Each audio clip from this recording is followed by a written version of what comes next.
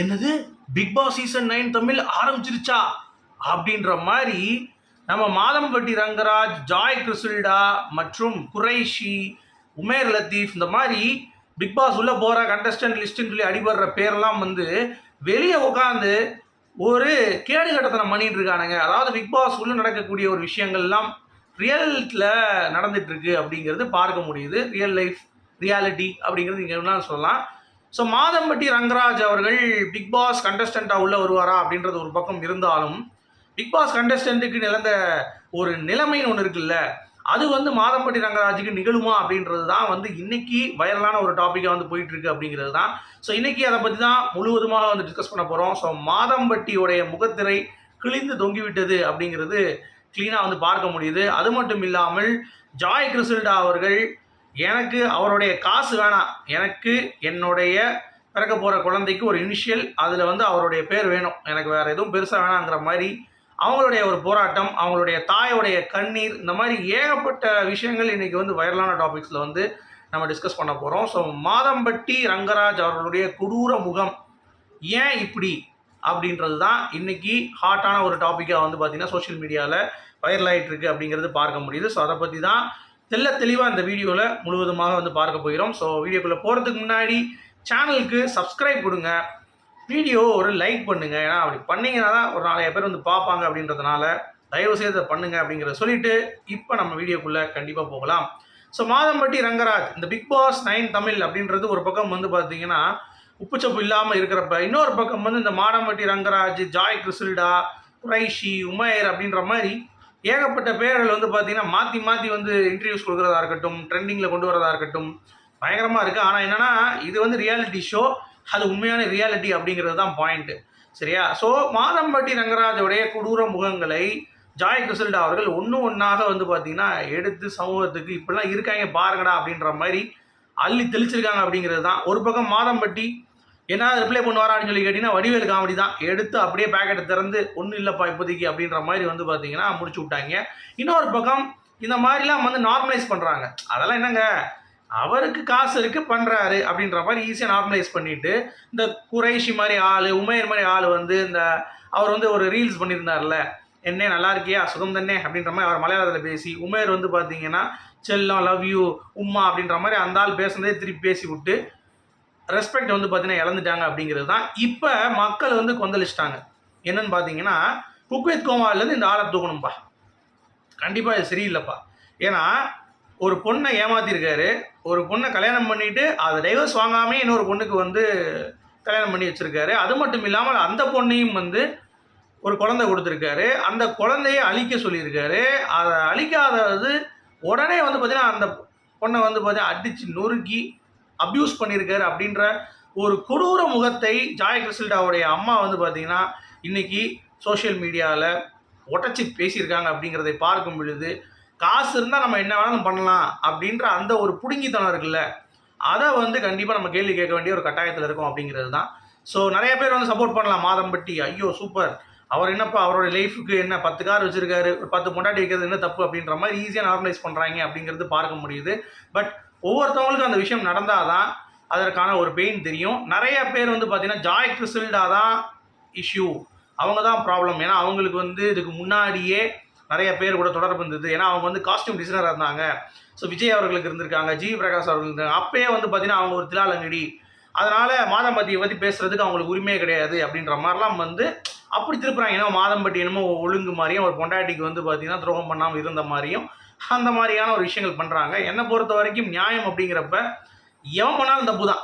இந்த தீர்ப்பு சொல்லும் பொழுது நம்ம விஜயகுமார் இருக்கார்ல, அவர் சொல்லுவார், ஏய் எவன் பண்ணாலும் தப்பு தான்டா அப்படின்ற மாதிரி. அந்த ஒரு விஷயம் வந்து பார்த்திங்கன்னா இந்த ஒரு இதில் இல்லை அப்படின்ற மாதிரி தெரியுது. ஏன்னா நிறைய பேர் நம்ம வந்து இன்டர்வியூஸ் பார்க்குறோம், ஃபுல் அண்ட் ஃபுல் சப்போர்ட் சொம்பு டு மாதம்பட்டி ரங்கராஜ் அப்படின்ற மாதிரி தான் பார்க்க முடியுது. ஜாய் கிறிசில்டா அவர்களுடைய வேதனையை புரிந்து கொள்வதற்கு அப்படிங்கிறது வந்து யாருமே இல்லையா, இல்லை யாருமே அதை பற்றி பேச மாட்டாங்க அப்படிங்கிறது மிகுந்த வருத்தமாக இருக்குது அப்படிங்கிறது தான் பார்க்க முடியுது. சரியா? சரி, இவர் எதுக்கு பேன் பண்ணணும் அப்படிங்கிறது அடுத்த கேள்வி. ஏன்னா மக்கள் வந்து கொந்தளிச்சிட்டாங்க. ஏன்னா அவர் அப்யூஸ் பண்ணியிருக்காரு அப்படிங்கிறது தெரிஞ்சிருக்கு, வாண்டடாக ஜாய் கிறிசில்டாவை ஏமாத்திருக்காருங்கிறது தெரிஞ்சிருக்கு. ஸோ அந்த மாதிரி ஏகப்பட்ட, அதாவது இன்னொரு கமெண்ட் வேறு, அந்த குறைஷி உமேர் போட்ட அந்த ரீல்ஸுக்கு கீழே இந்த ஆள் வந்து பார்த்தீங்கன்னா ரொமான்ஸ் பார்த்தோன்னா சொல்லுடா, இன்னும் நான் வந்து 2 சொல்லித்தரேன் 2 வாரத்துக்கு சூப்பராக பண்ணலாம் அப்படின்ற மாதிரி இதை ஆளை பார்த்தா டம்மியாக இருக்கும், ஆனால் பேசுகிற பேச்செல்லாம் பார்த்தீங்களா அப்படின்ற மாதிரி தான் இருக்குது ஒரு பக்கம். இன்னொரு பக்கம் வந்து பார்த்தீங்கன்னா வெக்கம் கெட்டவனா இருக்கானே அப்படின்ற மாதிரி மக்கள் வந்து கொந்தளிச்சு போய் குக் வித் கோமாளியில் இப்படி ஒரு பிஹேவியர் பண்ணுற ஒருத்தனை எதுக்கு வச்சிருக்கணும், அவனை பேன் பண்ணுங்க, இல்லை நாங்கள் பாய்காட் பண்ணிடுவோம் ஷோவை அப்படின்ற மாதிரி வந்து பார்த்தீங்கன்னா மக்கள் கொந்தளிக்க ஆரம்பிச்சிட்டாங்க. சரியா? ஒரு பக்கம் இவரை பேன் பண்ணணும், இன்னொரு பக்கம் வந்து பார்த்தீங்கன்னா ஜாய் கிறிசல்டா அவர்களுக்கு நீதி கிடைக்கணும் அப்படின்ற மாதிரி ஒரு பக்கம் இருக்கு. ஏன்னா இது எப்படி கம்பேர் பண்ணுறாங்கன்னா, பிக் பாஸ்ல வந்து சரவணன் அப்படின்னு சொல்லிட்டு ஒருத்தர் போயிருந்தார் கரெக்டாக. அவர் வந்து கமலஹாசன் சார் எபிசோடில் தில்லா உட்காந்து பேசினார். சார் நாங்களாம் வந்து ரோட்டில் போகும்போது அப்படியே ஜாலியாக பொண்ணுங்களை சைடு அடிச்சுட்டு போவோம், பஸ்ஸில் ஏறும்போது வந்து இடிச்சிட்டே போவோம், பட் அதை வந்து அப்போ தப்புங்கிறத நான் வந்து உணரலை. After so many years I visualised okay அது தப்பு அப்படின்றத நான் உணர்ந்துட்டேன் அப்படின்ற மாதிரி அவர் சொல்லிட்டார். அப்படி இருந்த பிக் பாஸ் டீம் வந்து பார்த்தீங்கன்னா அப்போ அந்த மாதிரி பண்ணியிருக்கீங்க, so you are not eligible for the show அப்படின்ற மாதிரி சரவணன் அவர்களை ஒரு ப்ராப்பரான ஒரு எலிமினேஷன் அப்படிங்கிறதே அவருக்கு கிடைக்கல. ஜஸ்ட் அப்படியே உள்ள கூடுவாங்க, சரவணன் உங்களுக்கு வந்து சீக்கிரம் நீங்கள் கிளம்பலாம் அப்படின்ற மாதிரி வந்து பார்த்தீங்கன்னா அப்படியே பேக் கேட்டை கூட்டு போய் உடனே அடிச்சு சொல்லி தள்ளிட்டாங்க. ஸோ அப்படிப்பட்ட ஒரு எடுத்துக்காட்டை பேசிய ஒரு சரவணன் அப்படின்ற ஒரு ரியாலிட்டி ஷோவில் இப்படி ஒரு முடிவு எடுத்த கமல்ஹாசன் அவர்களுக்கு ஒரு மிகப்பெரிய ஒரு சல்யூட். ஆனால் அதே முடிவை குக் வித் கோமாளியில் இருக்கக்கூடிய அந்த பெருசு இருக்கார்ல ஒருத்தர், அதாவது நம்ம பத்து கிடையாது, அது கூட ஒருத்தர் இருப்பார் தாமு, அவர் வந்து எடுப்பாரா அப்படிங்கிறது தான் மக்களுடைய கேள்வி. ஏன்னா இப்படிப்பட்ட ஒரு சீட்டிங் சாம்பியனாக இருக்கக்கூடிய மாதம்பட்டி ரங்கராஜ் அவர்களுடைய உண்மை முகம் கொஞ்சம் கொஞ்சமாக வெளியே வந்திருக்கு. அவர் இந்த வெளியே காட்டுற அந்த வாழ்க்கை அப்படிங்கிறது வந்து ஒரு ஃபேக் அப்படின்ற மாதிரி குற்றச்சாட்டு. அடுத்து ஒரு பொண்ணு 10 பேர் கூட படுத்தோம் அப்படின்னா அவள் வந்து வேற பேர், ஏது ஆம்பளை பண்ணால் நீங்கள் கேட்க மாட்டீங்களா அப்படின்ற மாதிரியான ஒரு கொஸ்டின். அடுத்து வந்து ஏன் நகையை நான் எடுத்துகிட்டு போய் செலவு பண்ணுறதுக்கு அவருக்கு என்ன வலிக்குது, அதாவது அவங்களுடைய ப்ராப்பர்ட்டியை எடுக்க விடாமல் பண்ணி நிறைய விஷயங்கள், அதாவது அவங்கள அடிச்சிருக்காங்க, அதுவும் பிள்ளைத்தாச்சி பொம்பளை அடிக்கக்கூடாது அப்படின்ற மாதிரி நமக்குலாம் பேர் ஒரு இது இருக்குது. ஸோ அதையும் வந்து காப்பாற்றிக்காம அந்த பொண்ணை போட்டு அடித்து டார்ச்சர் பண்ணி ஜாய் கிறிசல்டா வந்து அதுக்காக வந்து ஒழுக்கம் வந்து பயங்கர நிறைந்த பெண் அப்படின்ற மாதிரி நான் இங்கே அவங்க சொம்பு தூக்கலை, அவங்களுடைய தப்பு நம்ம ஏற்கனவே பேசிட்டோம். சரியா? அவங்க இதுக்கு முன்னாடி வந்து பார்த்தீங்கன்னா எப்படி இருந்தாங்க அதெல்லாம் தேவை கிடையாது. ஆனால் அவங்க வந்து ஒரு கட்டின மனைவி கிட்ட விவாகரத்து வாங்காத ஒரு கணவனை அப்படி தெரிஞ்சும் அவங்க வந்து ஏற்றுக்கிட்டது அப்படிங்கிறது வந்து பார்த்தீங்கன்னா தவறு தான், அதை நம்ம பேசியிருக்கோம். பட் இந்த மாதம்பட்டி அப்படிங்கிறது இன்னும் ரிப்ளை பண்ணாமல், இன்னும் வந்து பார்த்திங்கன்னா எதுவுமே பேசாமல், அதே மாதிரி மாதம்பட்டி பக்கஷாலாவா இது பக்ஷாலாவா ஏதோ ஒன்று அவருடைய அந்த குரூப் இருக்குல்ல, அவங்க வந்து பார்த்தீங்கன்னா எங்கள் பேரை மட்டும் நீங்கள் இழுக்காதீங்க, மாதம்பட்டி ரங்கராஜ் இழுங்க, எங்கள் பேர் எடுத்துட்டு எங்கள் குடும்பத்தில் 4-5 வாரிசு இருக்காங்க, எல்லாத்தையுமே நீங்கள் இழுக்கக்கூடாது அப்படின்ற மாதிரி அவங்க வந்து ஒரு கேஸ் ஃபைல் பண்ணியிருக்காங்க. இப்போ ஆனால் இவர் வந்து பார்த்தீங்கன்னா கை சுப்பிட்டு உட்காந்துட்டு இருக்காரு, குக் வித் கோமாளி செட்டுக்கு போயிட்டு ஜாலியாக வந்து பார்த்தீங்கன்னா சுற்றிட்டு இருக்காரு அப்படிங்கிறது பார்க்க முடியுது. இதை நார்மலைஸ் பண்ணுறது தான் இன்னும் கஷ்டமாக இருக்குது. அழகாக வந்து பார்த்தீங்கன்னா நார்மலைஸ் பண்ணுறாங்க. அதுவும் இந்த குறைசி இப்போ ஓப்பனாக ஒரு பாட்டு போட்டிருந்தார் ரீசெண்டாக, சனியனே அப்படின்னு சொல்லி கேர்ள் ஃப்ரெண்டை பேசுகிற மாதிரி. ஸோ அதெல்லாம் பார்க்கும் பொழுது எவ்வளோ டாக்ஸிக்காக இந்த ஷோ வந்து போயிட்டுருக்கு. ஏற்கனவே புகழ் வந்து பார்த்தீங்கன்னா அவன் பொண்டாட்டி விட்டுட்டு எல்லா ஊரில் இருக்க எல்லா பொண்ணையும் வந்து பொண்டாட்டி கொஞ்சிறது இந்த மாதிரிலாம் பண்ணி அந்த ஷோவுடைய தரத்தை வந்து குறைச்சிட்டு இருக்கான்.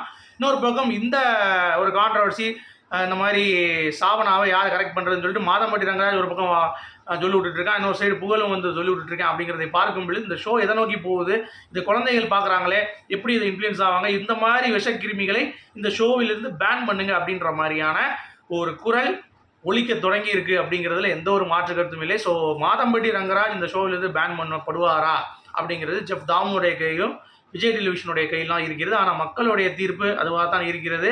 ஸோ முதல் வெற்றி ஜாய் கிறிசல்டாக்கு இந்த மாதம்பட்டி அவர்களை இந்த ஷோவிலிருந்து தூக்குறது அப்படிங்கிறது தான் வந்து பார்க்க முடியுது. ஆனால் நீங்கள் ஒன்றே கேட்கலாம், மாதம்பட்டிக்கு இப்போ காசுக்கு ஆசைப்பட்டு தான் வரா அப்படின்ற மாதிரி, அது வந்து அவங்க இல்லவே இல்லைன்னு ஓப்பனாக சொல்லிட்டாங்க.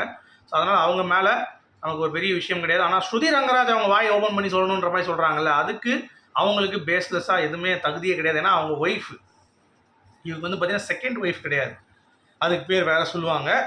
ஓகேங்களா? ஸோ அப்படி இருக்கிற அந்த ஒரு இதில் நீங்கள் ஒரு ரிலேஷன்ஷிப் நம்பி வந்ததுக்கு, இன்னொன்று அந்த இன்டர்வியூவில் அந்த பொண்ணு வந்து ஒரு ஆங்கர் இருக்காங்க, பேர் தெரில எனக்கு, அவங்க வந்து பார்த்தீங்கன்னா நார்மலைஸ் பண்ணுறாங்க, நீங்கள் காதல் அப்படி தான் பண்ணுறாங்க. ஏமா அது காதல் இல்லைம்மா, பொண்டாட்டி இருந்து இன்னொரு ஒரு காதல் இருந்துச்சுன்னா அது கள்ளக்காதல்மா, தெளிவாக சொல்லுங்கள் அப்படின்ற மாதிரி தான் நமக்கு இருந்துச்சு.